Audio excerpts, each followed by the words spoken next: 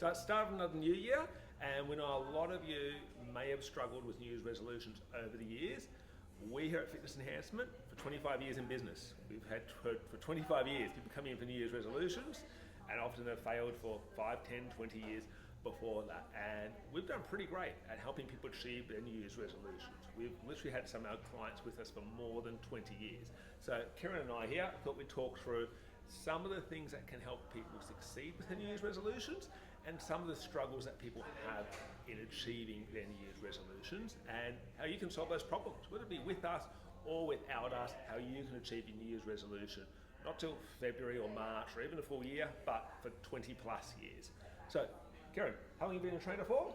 Give us a rundown of New Year's resolutions. So I've been a trainer for about 8 years. Every January, it's always the same. Everyone's like, all right, this is my New Year's resolution.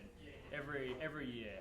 And by March, I was like, oh, check in, how's your New Year's resolution going? And they're like, oh, yeah. If you see them in the gym again, that is, right? Yeah, very true. Now, I will say this is before Karen worked here, just be clear, right? So, yeah. But we see certain gyms are more renowned for it. The gyms who do the big 6-week challenge, it's 6-week challenge means quit on week 7, in my opinion. Yeah, so, it's always promoting that short-term sort of gain, where it's just like, it's not promoting long-term, this is a lifestyle thing. It's promoting that, all right, you only have to do this for 12 weeks. So, and that's probably one of the main reasons why New Year's resolutions fail, right? They don't have a proper plan. They don't have a proper thing that, this is what I need to do for the next year, and you end up getting your New Year's resolution. What else would you sort of say is the reason they fail?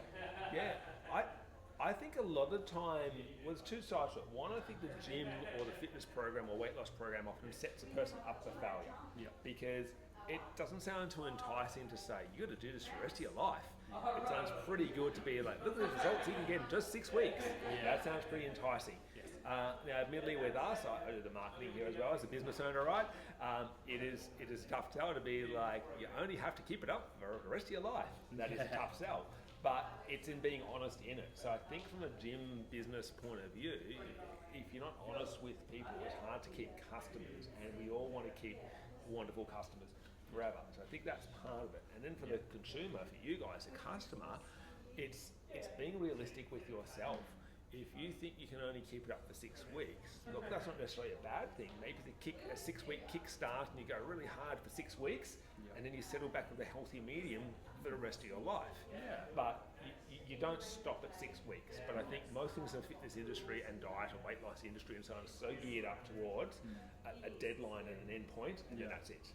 Yeah, I think it's about making a sort of a minimum commitment, and then that way you can kind of, you can always shorten it or extend it. You're always going to go through seasons of life, right? You're going to work out more in January than you are in December, right? So I think it's more about setting that minimum floor. Okay, I'm going to make sure I get to the gym at least 3 times a week versus I'm going to go 7 days a week for the next month. So I think it's about being realistic, making sure that you set those realistic goals as well. I think that's the main thing. Most people are like, all right, I want to hike Everest. Okay, not necessarily the most realistic goal right now, but how about hiking, around here, like in 𝗙𝗵𝗵𝗰𝗰𝗰 Forest, for example. That's a more realistic goal. So something, I think that's one of the big reasons why a lot of people fail, realistic goals. Yep, absolutely.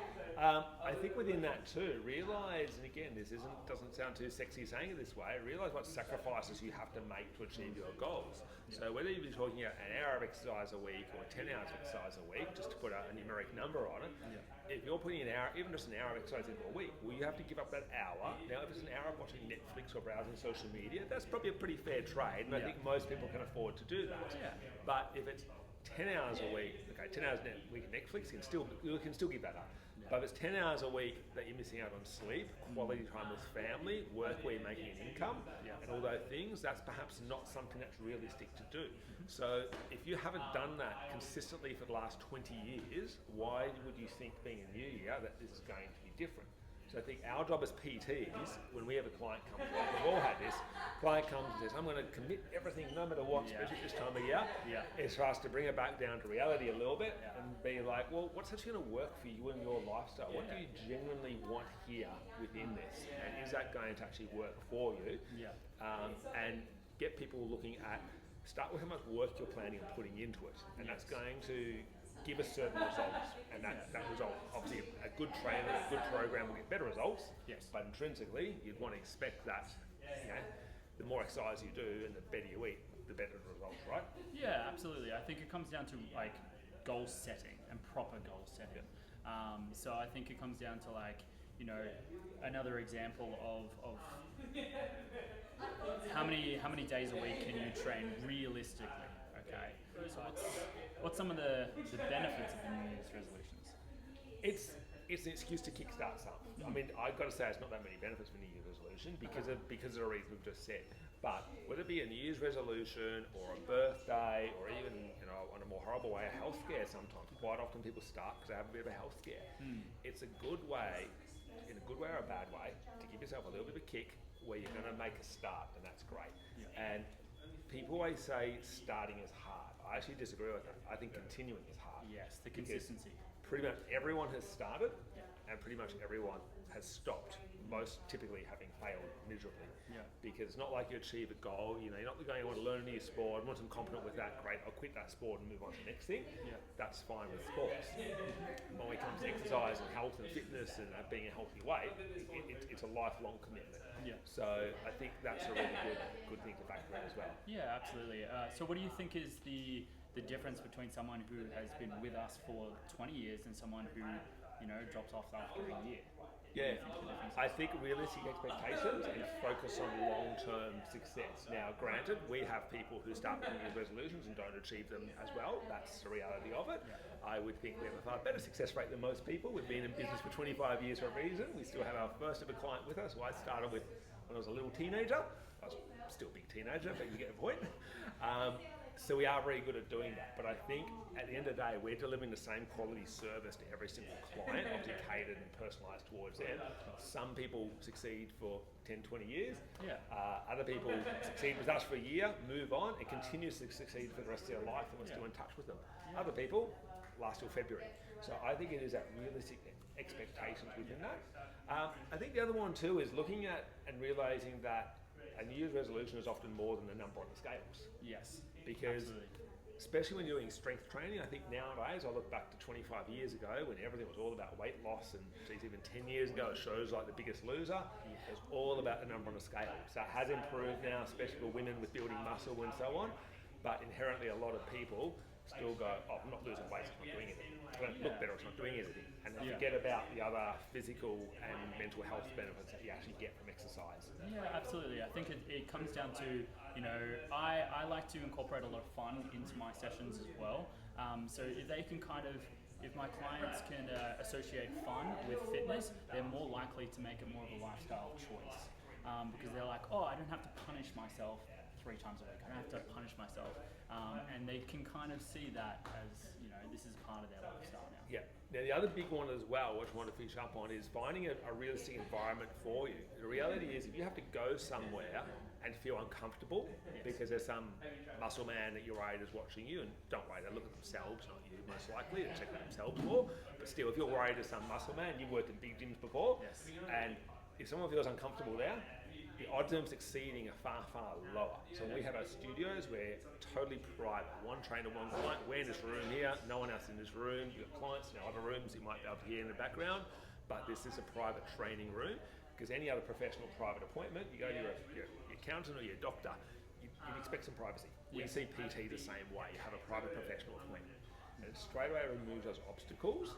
And then the other one is simply getting there. If you've got to put your gym gear on, because you're not going to wear your daggy clothes to a flashy gym, right? You've got to put your gym gear on, get in the car, drive to the gym, find a park, walk into the gym, and then reverse the process to go back home. It's a whole extra barrier to actually achieving your goals. So we have our mobile PTs come out to you. We are pretty much everywhere basically.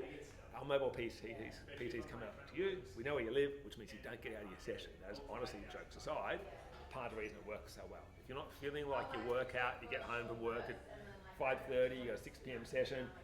Your trainer's knocking on your door whether you like it or not. Yeah. It's the accountability, right? Like, you know, you need, some people need that accountability. Yep.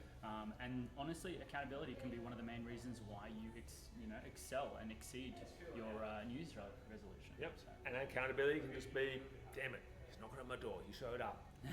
5 minutes into session, you're feeling all right. Yeah. An hour after you finish the session, you're feeling awesome. Yeah. And the job's done, right? It's that, it makes you get in that minimum non-negotiable. So mobile is accountability, like Kieran said, but it also saves a lot of time. If you've got kids and you're going, I'm going to juggle kids to get to the gym as well, it solves those problems too, because what a great example to set for your kids, working out at home, get them to join in for free as well. Yeah, absolutely. And it solves a lot of those problems. And even if you're working out once a week, it makes a massive difference. Yeah. So once is better than nothing, and again, I think that's setting that minimum standard. yep, once a week is 100% better than 0 times per week. Exactly. So from here, my challenge to you guys is make a start on something that's realistic for you. Look back at what hasn't worked in past years and look at overcoming those problems. Hopefully it's with us. If it's not, hopefully it's with something we can overcome those problems and make a start on it. Now again, making starts the actually easy bit, because who doesn't start something this time of year? Make a start with something where you can see yourself doing it for the rest of the year. If you need to mix and match and change, that's fine, but don't start something you see as a short-term thing. So for us, easy thing to do, give it a ring, have a chat with one of our PTs, see if one of our PTs is the right fit for you. Even if we're not, you'll get a little bit more education around what we're talking about here, and then hopefully you'll find the right fit for you. And yeah, we wish you all the best and hope to see you smashing the goals next New Year's as well. See ya. Bye.